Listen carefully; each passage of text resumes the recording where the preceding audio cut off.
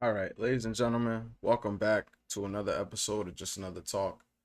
And on this episode, as you can see from the thumbnail, we're going to talk about the Smithsonian. It's been on the news a lot lately, more specifically after Donald Trump's post talking about how woke it is, which I want to get into cuz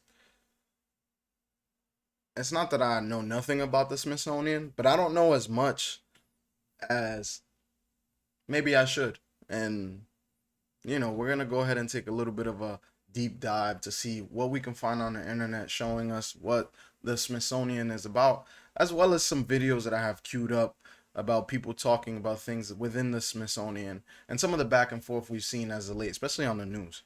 So, without further ado, I want to start off with going ahead and reading about what the Smithsonian is in general. Now, I'm going to use Wikipedia, and I know some people are going to be like, oh, Wikipedia, blah, blah, blah, but we're using Wikipedia. You don't like it, get over it. So let's see. The Smithsonian Institute, or simply the Smithsonian, is a group of museums, education, and research centers created by the U.S. government for the increase and diffusion of knowledge. Founded on August 10th, 1846, it operates as a trust in- instrumentally and is not formally a part of any of the three branches of federal government. The institution is named after the founding donor, British scientist James Smithson. It was originally organized as the United States National Museum, but that name ceased to exist administratively in 1967.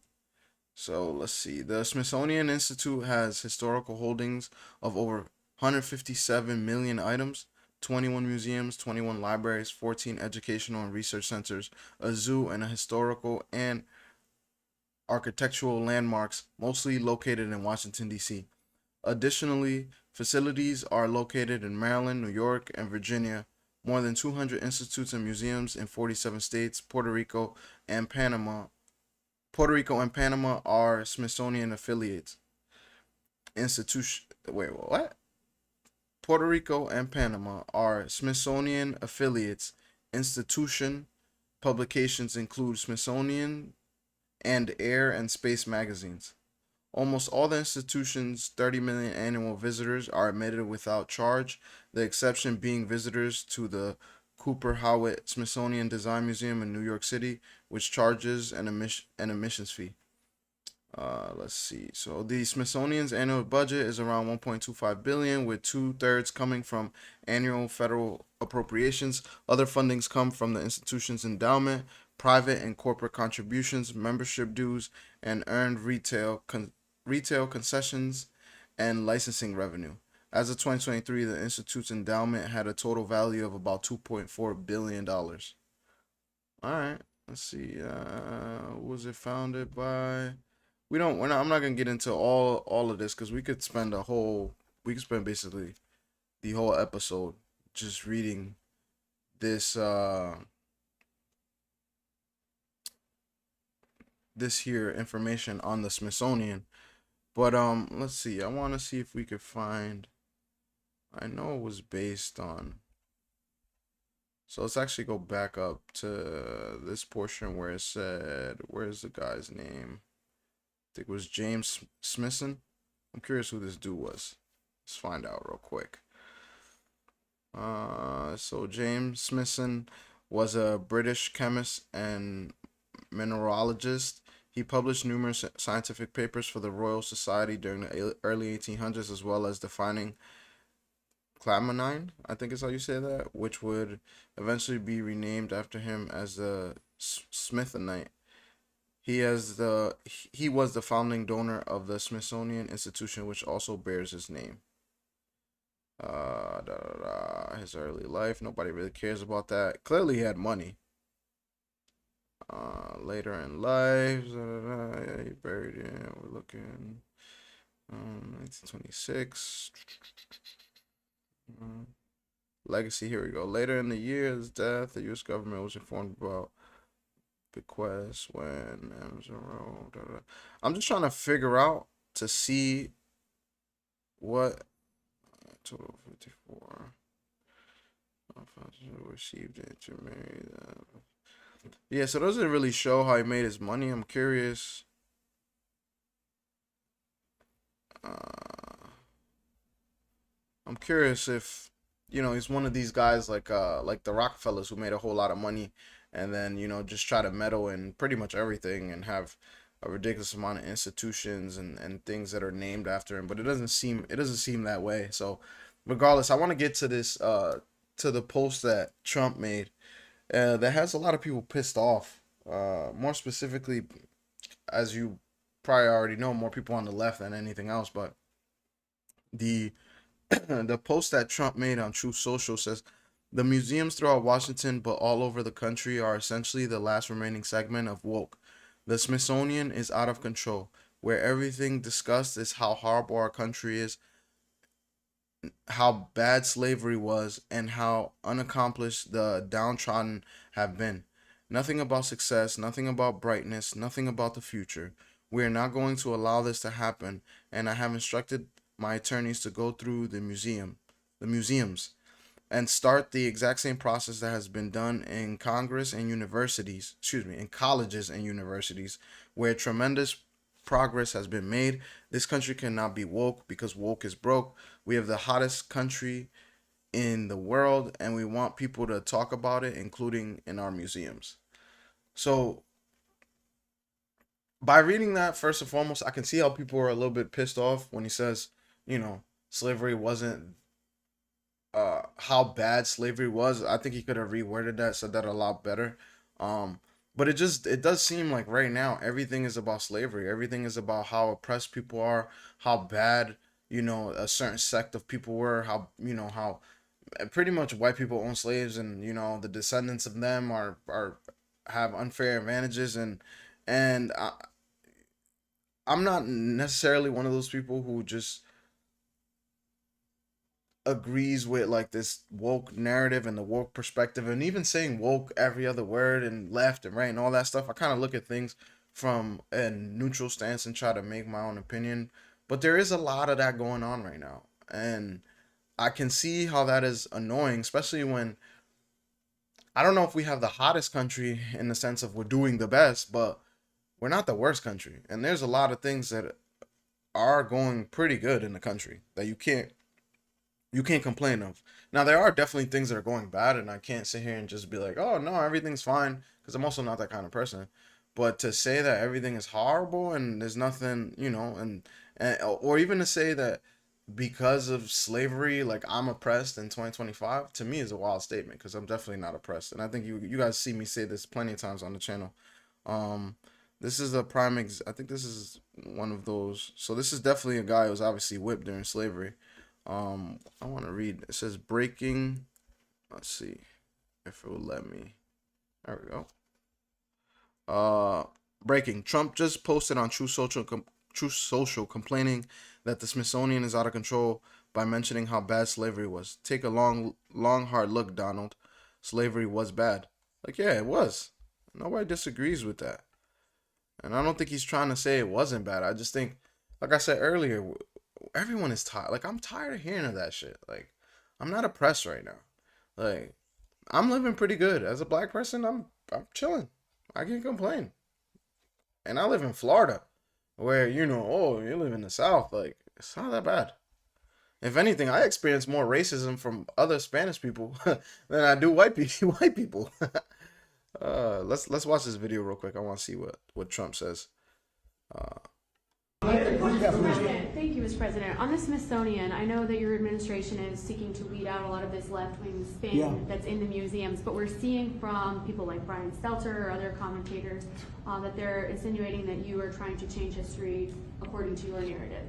What's your response to that, and is there anything you particularly like to do? Well, we want the museums to treat our country fairly. We want the museums to talk about the history of our country in a fair manner, not in a woke manner or in a racist manner, which is what many of them, not all of them, but many of them are doing. Our museums have an obligation to represent what happened in our country over the years, good and bad, but what happened over the years in an accurate way. Thank you very much, everybody. Thank you, Press. Thank you, Press. Thank you. yeah, I think what he said there is a way better representation of what I think he means versus his post. You know, I don't want to be just defending Trump all the time because I don't think that that's that's also not accurate. But I mean, I just said it, just like he said it in the same way. It's constantly U.S. is bad, and because of how the country started, all of our systems are oppression based. All of our systems have systemic racism, which is not true. Like I don't believe that. But let's see. I think this is one of the exhibits. Yeah, shocking. The Smithsonian's American History Museum, funded by your tax dollars, that has become a cesspool of anti-American propaganda. President Trump has ordered a review of course, Democrats are howling. What's inside will make your blood boil. Like, what is this? Is this what the hell? That's supposed to be like the Statue of Liberty? Like, what the hell? You know? This picture on the right hand side over here looks like it looks like KKK marching down in Washington D.C. That's the Capitol building in Washington D.C. I'm assuming, which it's our history. That's part of what had happened. I don't think you should take that away, but this clay statue of the Statue of Liberty is wild. If that's what he's trying to take away, okay. I'm trying to see. I want to see what the wokeness is. Okay, let's see what this video is. I want to take you back and show you something I saw when I went to the American History Museum in 2020. There are some legitimately amazing American artifacts in that museum. George Washington's sword. It's pretty good. These two bullets hit each other in a Civil War battle. One of those bullets could hit a guy. Another bullet could hit a guy, affecting a whole family line forever. And now, we're in a timeline in which neither guy got hit. Wow. This tree got wrecked in the Civil War. Look at it. Look at all the bullet holes. Just imagine the chaos that went around that tree. The hat that Abraham Lincoln was wearing when he got shot. Now that is wild. I didn't even know they had such an artifact, and it's crazy to see it in person. Is this doing in a goddamn museum? Are you kidding me with this? Degeneracy? You're the kids looking at it. This display on gay pride movements put out fetish gear. This was at the entrance of the museum, so every person who entered walked by this. That's right, this was proudly on display in the same building as the hat Lincoln wore while he was shot. Call me prude, but I find this disgusting, and this is one example of what I'm sure is a mountain of woke garbage stinking up these museums. I want to take you back. That's definitely kind of wild. Not just kind of, it's definitely wild. I'm not even gonna say it's kind of. It's very wild. You know, it's like the thought process. Like, the thought process I have in my head is like, we're really gonna go that far to put some of this LGBT stuff in the museum, but then again, the other side is like, it's a part of our history, right? And whether you consider it woke or not, it's something that happened. At some point in time, I think this is what I believe. At some point in time, there is a perversion of what it is to me to be American. I don't think a lot of people agree with that as far as what that exhibit has, but I also think that in order to not repeat history, we gotta talk about some of these crazy things, right? I don't know. That's just a wild. That's they had kink and fetish stuff there. Like, that's. Oh my God! Let's watch this next video. See what they're talking about here. And Lindsay Halligan, she is the special assistant to the president. She's helping to spearhead this review. Lindsay, thanks for being with us. No, in fairness, this is Fox News, so we'll see what they got to say. Appreciate it. We should say, and a lot of people know this, that the Smithsonian really is one of the jewels of Washington, D.C. and all of this country. We've got all of those museums ringing the eastern side of the mall. They're all free, which really is unique in the world. Yet the president's got concerns. Here's what he posted on Truth Social. The museums throughout Washington, but all over the country, are essentially the last remaining segment of, quote, woke. The Smithsonian is out of control, where everything discussed is how horrible our country is, how bad slavery was, and how unaccomplished the downtrodden have been. Nothing about success, nothing about brightness, nothing about the future. We're not going to allow this to happen, and I have instructed my attorneys to go through the museums and start the exact same process that has been done with colleges and universities, where tremendous progress has been made. This country cannot be woke because woke is broke. We've got the hottest country in the world, and we want people to talk about it, including in our museums. So what specifically, Lindsay, is going on at the Smithsonian that's got the president's back up here?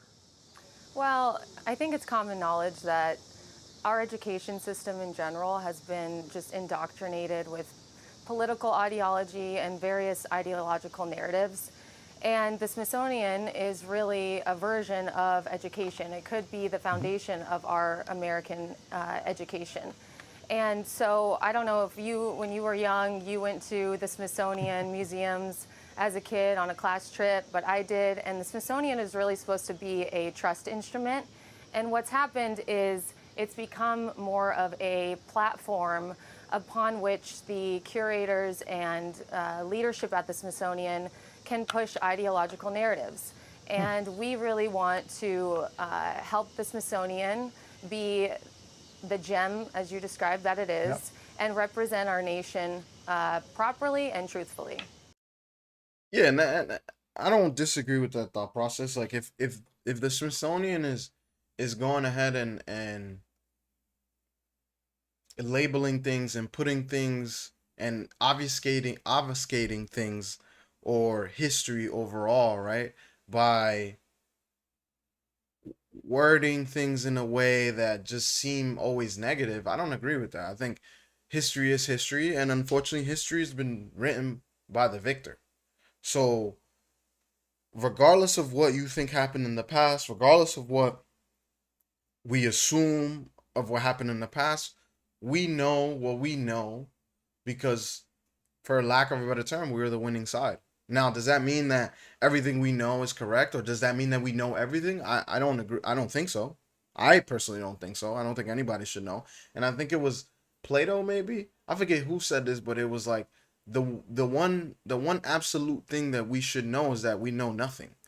And you know, when I first heard that quote, that rang very true, because it's like, how much do we really know? You know, where we are here trying to understand what life itself is, and there are things that happen on the world that we don't know, but as humans we have to act like we know everything, or else we lose what we've built, which is a society that's built on rules and science and understanding things and knowing things, you know. So it's one of those, this is one of those topics where it's real easy to just be like, oh no, he's erasing history. Oh no, like, you know, he's trying to get rid of black history and slavery. And it's like, we don't really, none of us were alive then. Like, nobody that was a slave is still alive, and nobody that owned slaves is still alive. Like, it's over. So I'm not saying we don't look at it, but to look at it from a perspective of like, oh, well, white people who have money nowadays is because their ancestors owned slaves. Like, no, like, I even said that before in a previous episode where we talked about this. I believe it was the Amanda Seals debate, which, go check out that live, by the way. But yeah, it's just, everything can't just be, oh, we were a horrible country and nothing's changed. It's like, so many things have changed and things have gotten so much better, as well as there are things that have gotten worse. But I shouldn't say worse. There are things that are still bad, that are like, we could fix, or we should be able to fix. But there are also things that it's like, we live in the most prosperous time in the world with the most information ever. So here's what the internal review of the Smithsonian exhibitions will entail. Public-facing content will be examined, as well as the curatorial process, exhibition planning, collection use, and narrative standards. So what is the practical application of all of that?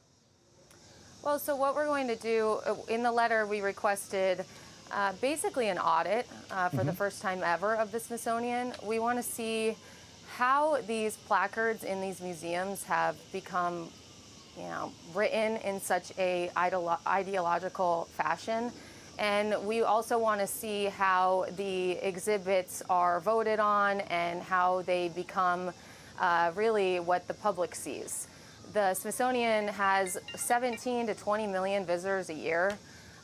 We need it to represent our country in a positive way. We're approaching America's 250th wonderful birthday, and we want the Smithsonian to represent really what our country was founded upon: grit, resilience, perseverance.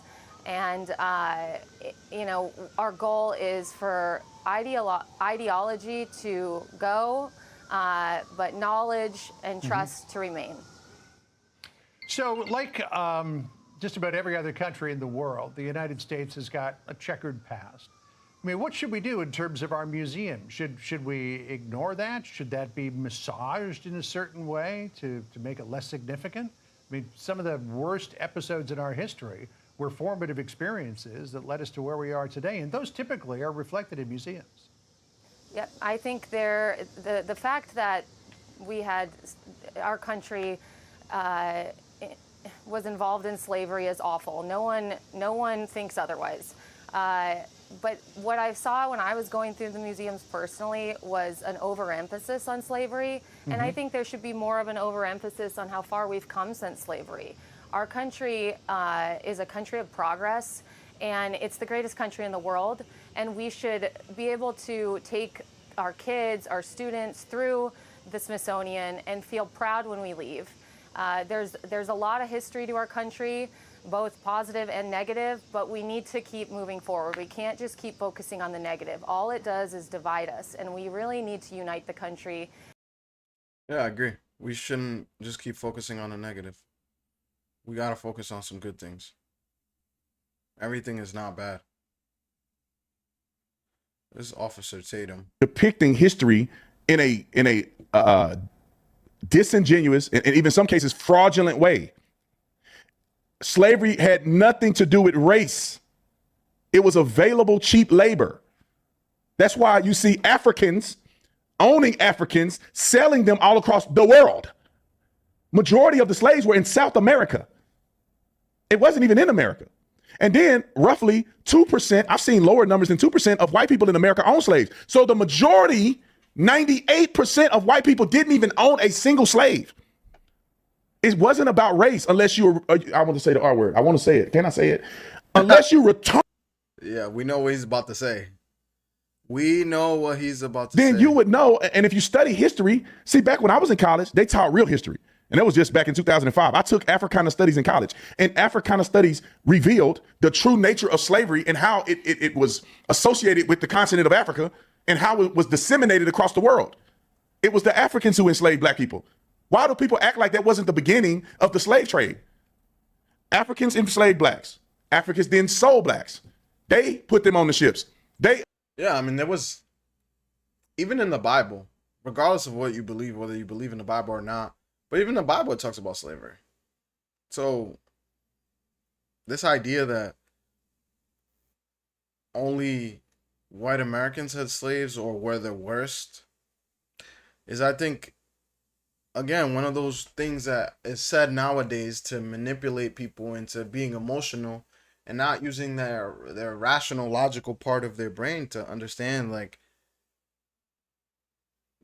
the reason they want you emotional, the reason they want you not thinking logically is because it benefits the system.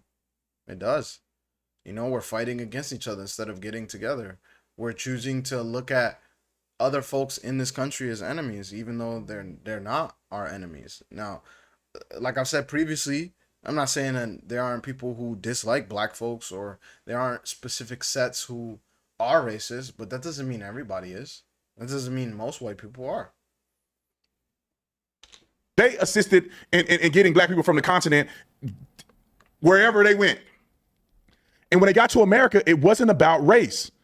It just so happened to be that the blacks in Africa were cheap labor because they tried to enslave other whites in America when they first got here. They tried to enslave Native Americans when they first got here, but the Native Americans had a common language, and the Native Americans knew the terrain better than the slave owners did. So what happened? They would often escape. They could not keep the Native Americans in the plantation. They couldn't keep them bound because they would talk, and the people who enslaved them don't know what they're saying. They would scheme and plot and escape. And then when they did escape, they knew the terrain better than anybody, so they couldn't catch them. So what did they do? There was cheap labor off the continent of Africa. They brought them over here and they auctioned them off.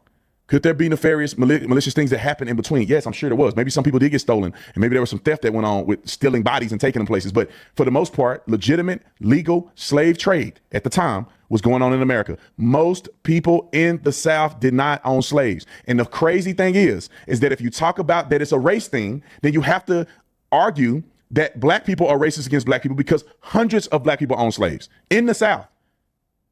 Natives own slaves. What are we talking about? We celebrate Juneteenth because the last remnant, which they lie to you about, you look it up, the last remnant of black slaves were notified that they were actually free. That wasn't the last remnant because the Choctaw Indians still owned slaves at that time for an entire year or so after Juneteenth. And then finally, the Choctaw Indian released their slaves. That was the final batch of black slaves who were freed. Why do they do revisionist? Yeah. Officer Tatum said a few things over there. I'm not gonna say I completely agree as far as when he said legal slavery, legal in the sense of that was the time that was done at the time. But I could see the point of like it wasn't a race thing. It was just it's really just a power thing. And all throughout history, if you look at any parts of history, when it's one empire meets another empire or a village or a tribe or whatever you want to call it, but a group of people meet another group of people, the first thing that each group of people look at is, are we stronger than them? And if we're stronger than them and have more ability to use mechanical things, as well as just being more advanced if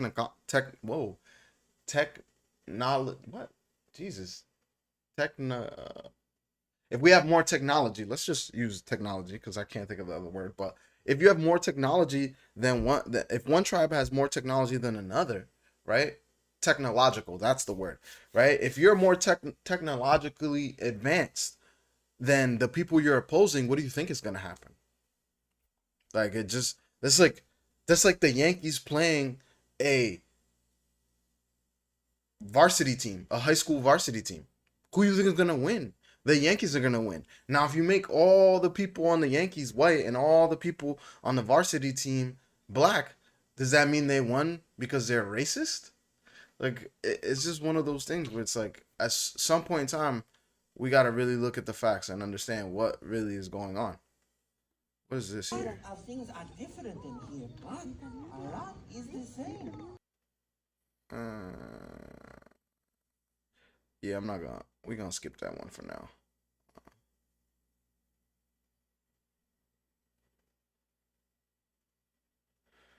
Order, blah blah blah.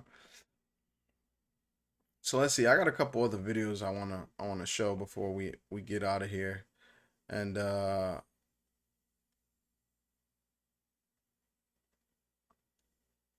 one of them is this. The Smithson family and the history of the Smithsonian Institute is something that we never talk too much about.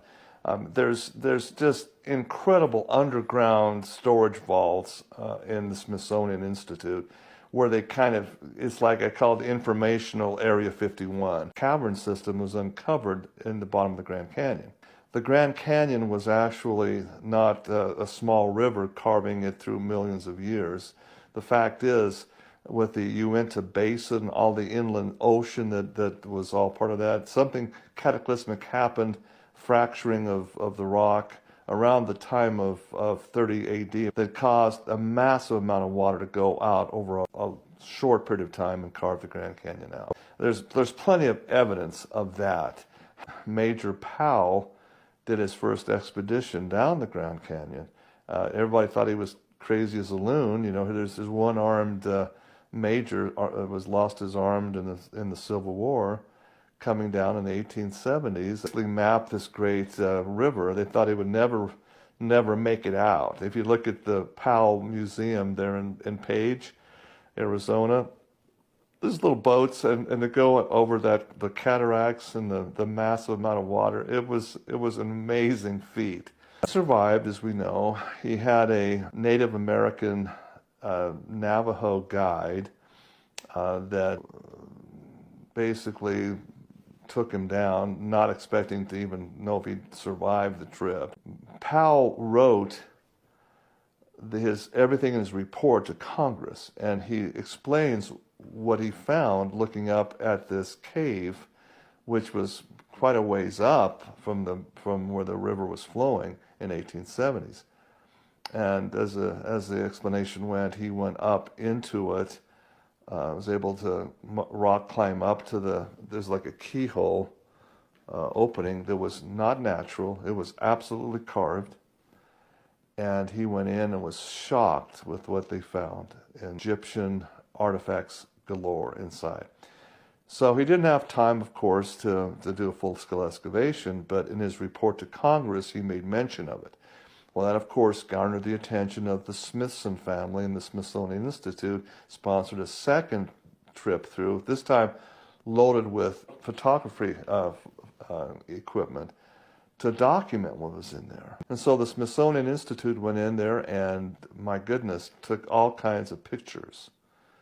And instead of going on down the river, they actually hiked up to the top of the rim and went overland from there to map that out. Okay, that's part of the unknown history of the early expeditions of the Grand Canyon. A guy named G.E. Kincaid, who is an employee of the Smithsonian Institute. So, wait a second. Let's see. Because who's Major Powell's report to Congress?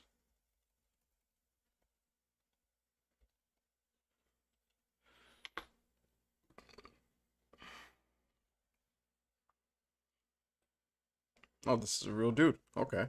Major John Wesley Powell submitted reports to Congress, most notably his 1879 report on the lands of the arid region of the United States, which detailed the challenges of settling the West due to water scarcity and proposed community-based irrigation and land management.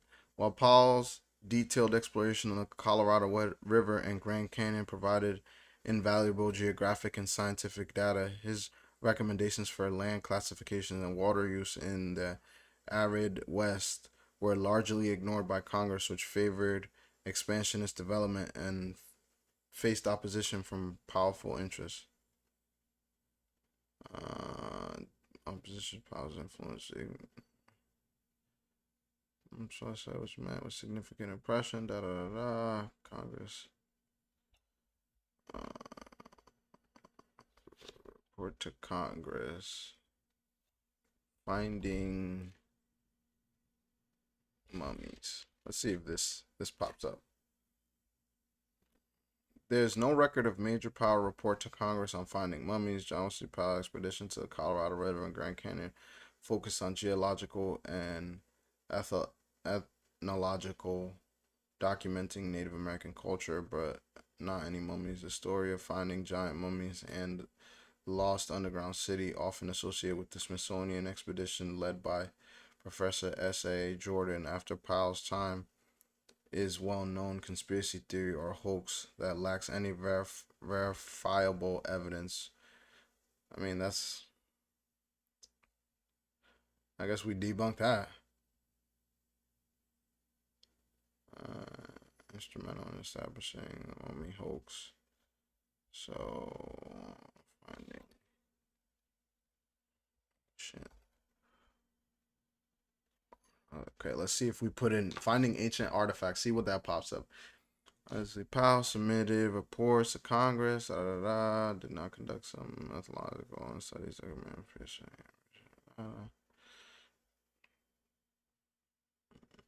Which foster comprehensive. Him reporting on individual artifacts finds. So I guess not, but again, there's areas of the Grand Canyon that are off limits, and I've heard those stories before. I don't know what to believe. I'm more of a I need to see it to believe it kind of person, or I need to see some kind of evidence. So who knows if that gentleman is correct, this older gentleman here. But it's an interesting theory. Hypothetically, what if the big moves made in DC this week are all connected? Let's just say purely in theory, that the White House sends out a letter to the Smithsonian announcing a comprehensive internal review of all of... Oh, that says music. But basically what I watched this video before, she's basically saying how, there was a memo sent to the Smithsonian about, hey, we're going to review your archives. We're going to review the process of how you guys choose exhibits, and also what you guys are holding, what you guys have within the museum, maybe even things that are not public. And then she connects that with the fact that Trump has federalized the National Guard and the police until September 11th, I believe it is, which she thinks that's an eerie date for that to have happened. But also, federalizing the police allows for, certain things to be carried out or carried in to the Smithsonian. So she's basically tying those things together. I don't know if I necessarily agree with her. I'm not going to sit here and disagree, but it is quite the coincidence for those things happening at the same time. So we'll have to see what happens in September, because it is quite interesting though. I want to put it past them. Why is Black history always introduced with chains but never a crown? Trump blasted the Smithsonian for focusing too much on slavery. Now, whether you agree with him or not, here's the real question. Why is the bulk of the museum space filled with our oppression, but so little with our excellence? We Yeah, had an my elite boy spitting class in facts. America. We had inventors, bankers, property owners, educators, and politicians long before the Civil Rights Act. We had kingdoms in antiquity with wealth, trade, and power. But step into most museums and you would think our story starts in a cotton field. Why not balance the receipts? Of course, we have to remember slavery. It's the foundation of America's wealth. But if that's all we ever show, they're training us to see ourselves through shackles and not a strategy. Truth isn't just about pain, it's also about power. Our ancestors were more than just survivors. They were builders, innovators, and that's the part of the story we got to tell ourselves, because nobody else will. So push your kids to learn both. Read the plaques about slavery, then show them the names of the Black Wall Street. Visit the plantations, but also teach them about the ancient Mali, Ethiopia, or even the free Black elite in Philadelphia. Don't let one narrative be the entire mirror of who you are. Why is Black history always... Yeah, he makes a good point. It's always oppression. It's always bad things. Like, we've had great thinkers, inventors, teachers, philosophers, right? Thomas Sowell is one of those people that I respect. I've read a few of his books, and I'm constantly always looking for more Thomas Sowell info, because he's one of those Black people who refuse to believe the narrative that was given to him, that's been given to all of us, And somebody even in the chat said, woke museum is wild. Or they just said the elites want us to fight each other. And that's, look, I don't know if that's necessarily true, but what I will say this, it's like when you have a job, right? You have a family, you have a job, you have a really good job. Let's say you have a son. What do you want that son to do? You want that son to go out there in the world and figure out his own life, or are you going to try to help him, right? Are you going to, if you have a really good job and your job is hiring and your kid needs a job, you wouldn't recommend your kid? Like, you're in a group that needs one more person. Are you going to find a stranger, or are you going to recommend somebody? So my point of these examples and analogies is the fact that we are always going to lean towards the people we know and towards the people we agree with, and the people we side with, to boost them up.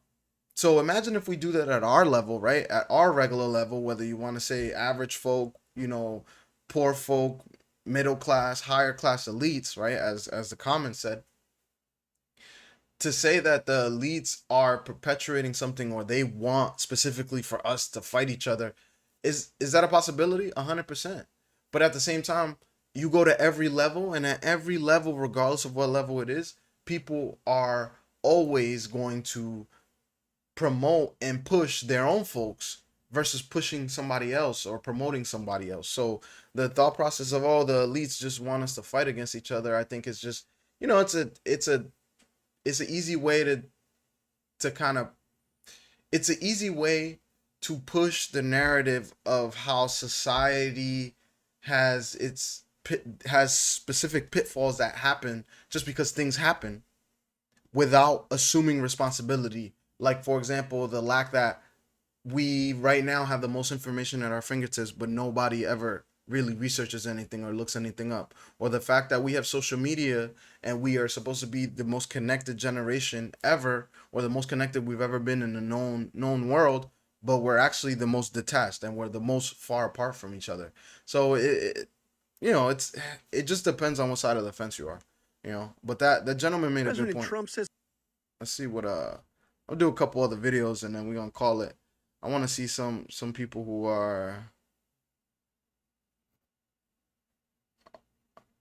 want to challenge. I tell you this much, as a proud black conservative, I'm happy that President Trump is going after the Smithsonian museums, because I'm tired of learning about history that makes people uncomfortable. I actually don't even know why it makes people uncomfortable, but I'm tired of it. So he needs to go in, woke is broke like he said, needs to get rid of all this history. Who cares about what really happened? I'd rather get a fluffy story about how the indigenous people clearly here satire. Couldn't really figure out their right from their left, and those kind settlers came to Jamestown and spread across the colonies and brought civilization and disease. They brought disease? Okay, they brought civilization and disease. They already had civilization. Well, they procured the land fairly. What do you mean they stole it? They pillaged and savagely killed the native. Okay, forget all that woke history stuff. I have to agree. Yeah, he's gonna say. Well, something. Big Daddy wants to do it, and whatever Big Daddy Trump does, I have to agree with. Exactly.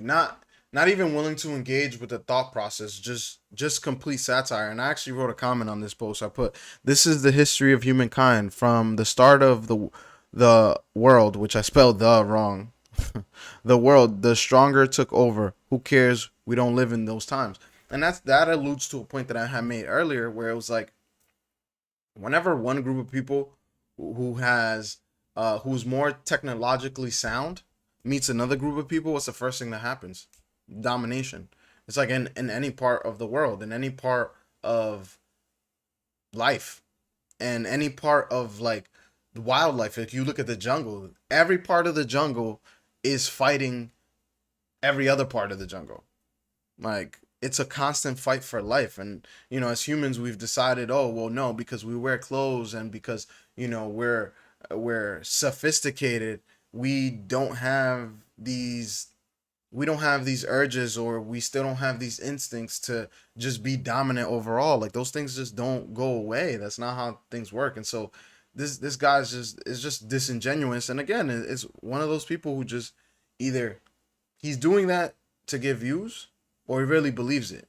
And if he really believes it, like, you can't help somebody who came to a conclusion when they didn't you can't change someone's mind, or even have somebody understand a point you're trying to make if they didn't get there from a logical conclusion. It just is what it is. And so that's how he feels. That's what he thinks. That's what he believes. Fine. But to say that that's the thing, like, that's not. That's ridiculous. And at some point in time, we got to get over this shit. I'm not a slave. I'm never going to be a slave. As a matter of fact, right now I'm building more streams of income. And I'm doing just fine. And if things get worse, which I'm not one of those people who's always like, oh, things are just going to get worse, they're never going to get better. Things are more expensive. You gotta have more streams of income. Got to figure out, how to make a good amount of money to live the kind of life you want, and then make your money work for you. Like, you just got to roll with the times. It is what it is, man. You can't, like, doing this doesn't help nobody. It's silly is what it is. Let's see what this guy Tito, you can try to erase our fucking history, but we're here. And we ain't going no fucking where. You're obviously afraid and intimidated by our fucking people. But trying to erase the history does not eliminate the fucking threat. Yeah, we're not about to indulge. Your boy's swearing way too much. You can't convince me that this is not what the Smithsonian storage facilities look like. When you look up pictures online, it's all organized. but I'm pretty sure that's just for the cameras. And that's because the Smithsonian has over 157 million objects, and less than 2% of the total collection is on public display. As a kid, I thought the Smithsonian was like this mystical place, and as an adult, I pretty much still feel the same. It's up there with, like, the Vatican. And there are some facts about the Smithsonian that sound like conspiracy theories that are not. In 2011, they did an audit of the museum and found out that 10% of the collections are missing, unaccounted for. And a portion of those were designated Tier 4, which are national treasures or artifacts that are valued at over $1 million. The Smithsonian lost giant human skeletons. In the 1800s, early 1900s, the Smithsonian did receive remains from unusually large skeletons from Native American burial grounds. Some were over 7 feet tall. Many of these skeletons were misplaced or destroyed or poorly cataloged, because at the time discarding indigenous remains was the practice. The NAGPRA Act of 1990, I think I'm saying that right, forced institutions to return the remains, but much of it had already been lost. The Smithsonian also conducted secret Cold War research, mainly concerning the biological warfare programs that dealt with insects. In the 60s, Dr. J. Allen Hynek did a lot of work when it came to UFOs, and he was a Smithsonian astrophysicist. The Smithsonian ended up distancing itself from the UFO studies and J. Allen Hynek. During the curation upgrades during the 20th century, the Smithsonian destroyed thousands of artifacts. This was only revealed decades later after FOIA requests. And why was the Smithsonian even founded to begin with? Well, it was thanks to an Englishman named James Smithson, who had never been to the United States before. I might need to do a deep dive on his background. And he left his entire fortune to the U.S. with one surprising condition: to found at Washington under the name of Smithsonian Institute, an establishment for the increase and diffusion of knowledge among men. I wonder if he'd be happy with the way it's run today. What are your thoughts on this? She makes a lot of allegations in that last part, and maybe she's right. And you know, we could probably do a lot more Googling and figure a lot more things out. But you know, we did see that there are 157 million pieces of history that the Smithsonian holds, and they're obviously not showing all of it. So it does beg the question: are they hiding something? Is there more to see? And if so, what do they have? What are they hiding? Right? Are they hiding anything, or are they just not showing it? Right? And the things that they have lost, like I've heard the things about the big bones as well before, how they lost the skeletons of very large humans. So my final thought on this is, I don't believe that Trump is just trying to erase Black history and trying to change slavery. It's a part of our country. It's a part of our history. It's a part of how we started. It's not a part of how things are going now. I think there's slavery in other parts of the world currently that we could be focused on, or at least chirping about a lot louder than we're chirping about this situation that was over, 200-300 years ago. Well, no, it's like 100 something years. But still, people choose to chirp about this and continue the narrative of, oh no, we're held back, we're oppressed. I don't think that's the case. Do I think that there are things in the Smithsonian that we don't know about that we should know about? For sure, definitely. But I'm not gonna jump the gun immediately and say, oh yeah, this is all about removing the history of Black folks because we are stronger beyond belief, and all these other kind of narratives that some people like to spew. I do think we're great. I think we're resilient people. I think to have made it through what we made it through is pretty amazing.